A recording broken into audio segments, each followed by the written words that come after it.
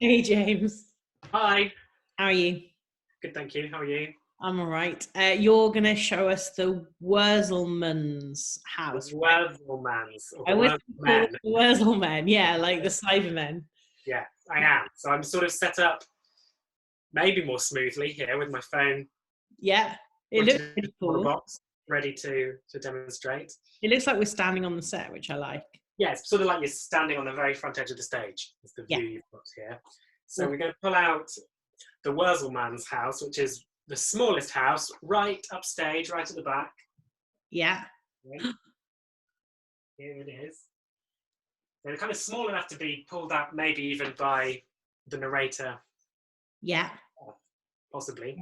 It's just kind of wheeled out like a little trolley. Awesome. Exactly. And that's part of the joke, really. And there's something about breaking the perspective that suddenly this tiny little house way off in the distance, Yeah, on my computer there, pulled downstage, so you can suddenly see it being dwarfed by all the huge houses yeah, downstage. yeah, yeah.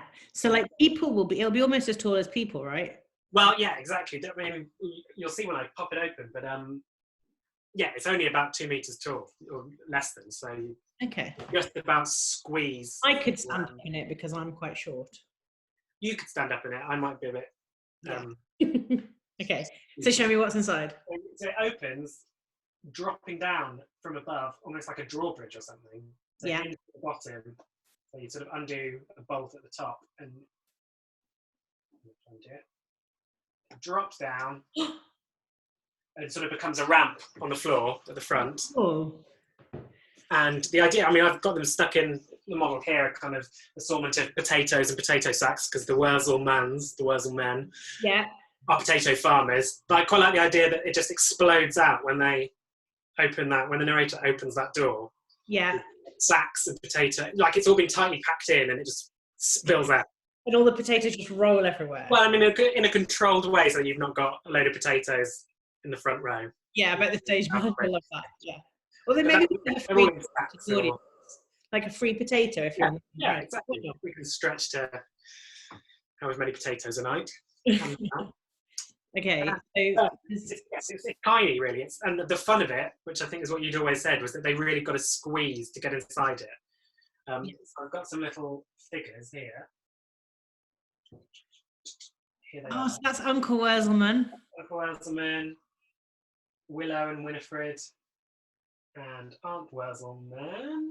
Here. Oh, they're really kind of bent over and squished. I really like that because I kind of always wanted them to sort of be like bowed over because they were always working so hard, you know. So their whole physicality is about that labor.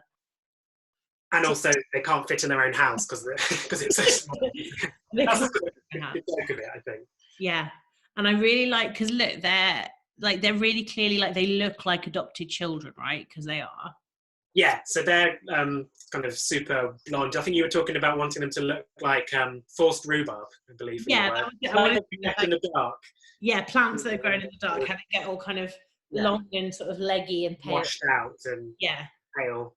Because they have in my head, they have very few vitamins because they only eat potato. Potatoes. Yeah, okay, cool. And what are they? So hang on, let's just talk about the house. So inside the house, it looks like it's like basket weave, like kind of wattle and daub, kind of super old, kind of almost medieval type agriculture, kind of way back basic.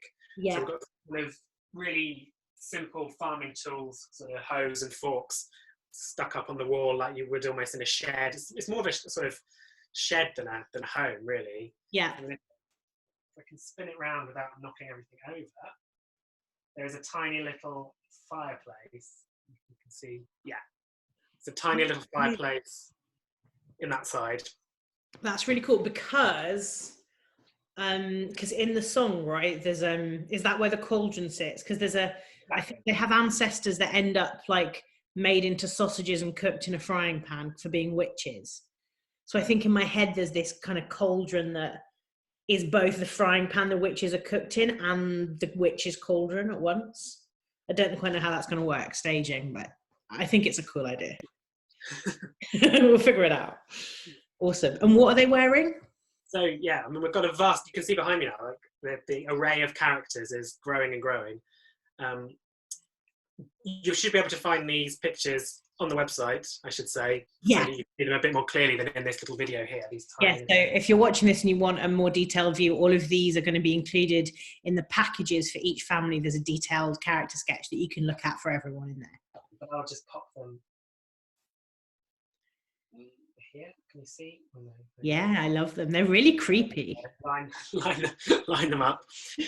So the idea is that their clothes, all of their clothes, are made out of old potato sacks that have just been repurposed. Right. Okay. Really quite trendy, but so I like the idea that there's little bits of sort of the old labels and stamps that you can still see. So I think across the two daughters, you can see kind of POT of potato, and then it spreads onto the TOES. Oh yeah. Almost like they've been made as, you know, two dresses out of one sack. Yeah. They stand together, they spell potatoes. And what does it say? It says on the side of. I get carried away finding all these old sacks, all these pictures of old sacks online, and there's really fun little details. This one says may have been treated with chlorophyll. Right. Something. I can't remember what the end of that sentence is. I think this one says to open, pull top cord. Right. My favourite one is on. I have to read it off the drawing behind me. Aunt Worselman says, "Don't throw, don't drop, don't bruise. Potatoes are fragile." Potatoes are fragile. I love that. Yeah, lovely. Brilliant. Okay, and so that's Aunt Worselman. Let's have a look at her. Aunt Worselman, who, since you last saw her, has had I'm saying a glamorous makeover. I mean, it's all relative. But kind of Helena Bonham Carter hair is what we were talking about. That kind of bird's nest, but sort of quite sexy. The kind of she's got something to her, and she's Fred's Fred is in love with her, right? Fred from the Black Dog. So she has. My first drawing when she was hunting over like a real crone. There was nothing about her. Yeah, the last draft had a big hat, and yeah. So we've whipped off her bonnet to reveal a lovely bird's nest of hair. And I think to match also with Uncle Worselman, the idea that his power is that he's sort of incredibly green-fingered. Everything he just grows. He's only applied it to potatoes, but he can't use it, right? And that's why they have to live off potato. Okay, of course. So his beard sort of becomes little sort of sprouting, climbing plants, which kind of that's so cool. Kind of thinking of the Green Man. Is it the Green Man? You know, the old English. Yeah. Oh, that's really nice. I love that reference. That's great. Folklore. Yeah. And so, possibly similarly with Aunt Worselman, she's got a few little twigs or sprouts sort of in her hair, in the kind of bird's nest. I wondered if there was a full-on bird's nest in there, but maybe that's going too far. It could be. I mean, the only reason in my head that she has big hair, it's two reasons. It's because when I first started writing this, I was working with a youth theatre and just to kind of figure out how it worked. And the girl that played this part had the most beautiful long hair, and we didn't know what to do with it, so we piled it up on her head, and it was just really cool. And that meant that then there was a line in the script that said Jude Worselman, the one with the hair, which has stayed in the script now. Yeah, because I sort of like that the people that we started making it with, I like that there are bits of them that are still. Yeah, that's really nice. That there's a sort of trace of them still. Yeah, like she wouldn't notice it, but I know it's there. Yeah, exactly. Yeah, that's beautiful. And they've got, I think, they're a little bit muddy. They're very pale. Yeah. Kind of sturdy work boots, farmer's boots on. Yeah, and I guess it means that as they get muddy, because they get super muddy, right, during the course of the scene, and then leave all grubby. Yeah, and I think maybe we've got a couple of buckets of mud that we use, and we don't want to spill mud all over our stage to be stuck there as a hazard for the rest of the show, but there's probably clever things we can do within the shed. We haven't talked about this at all, so I'm totally throwing this at you. But if they're digging in the ground, how are we doing that? Good. Well, maybe we could lift up a couple of panels in the floor. Yeah, lift it. Mud. Yeah, because it's all cobbled and there's a kind of grid to it anyway.